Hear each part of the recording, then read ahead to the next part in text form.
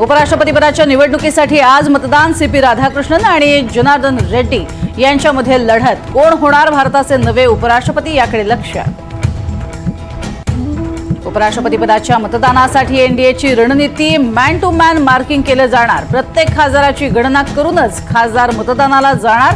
भाजपकडनं आज ब्रेकफास्ट डिप्लोमसीचंही आयोजन.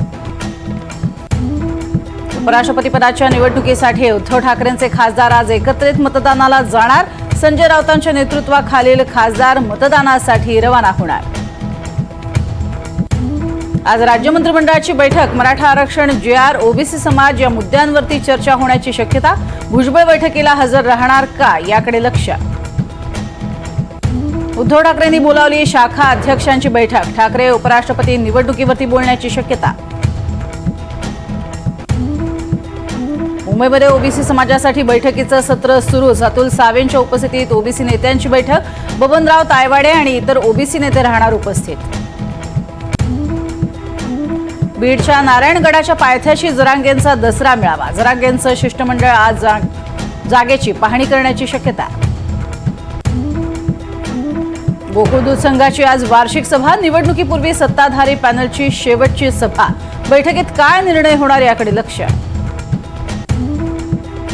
राज्य सरकारनं या निजामांच्या औलादींना ओबीसीतनं आरक्षण देण्याचा निर्णय घेतलाय. तो आपल्याला हाणून पाडायचा आहे. ओबीसी आंदोलक नवनाथ वाघमारे यांचं वादग्रस्त वक्तव्य. आता उपोषण नाही, भाजपाला दूध बंद करायचं. खचून जायचं नाही तर लढत राहायचं. नारायणगडावरनं जरांगे यांचं मराठा समाजाला आवाहन. उद्धव ठाकरे यांची काँग्रेस नेत्यांसोबत मनसेच्या युतीसंदर्भात सुद्धा चर्चा झाल्याची माहिती. मनसे सेना युतीसंदर्भात राज्यातील काँग्रेसकडनं पक्षश्रेष्ठींच्या निर्णयाची प्रतीक्षा. शिंदेचे निकटवर्तीय मंगेश चिवटेंच्या आमदारकीसाठी शहाजी बापू पाटलांची आग्रही मागणी. पदवीधर मतदारसंघ भाजपनं घ्यावा. शिक्षक मतदारसंघ शिवसेनेला सोडावा. चिवटेंसाठी जागा सोडण्याचा अप्रत्यक्ष आग्रह.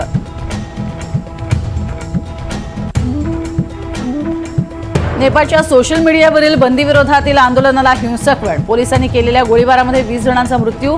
400हून अधिक जखमी. भारत नेपाळ सीमेवरील सुरक्षेत मोठी वाढ.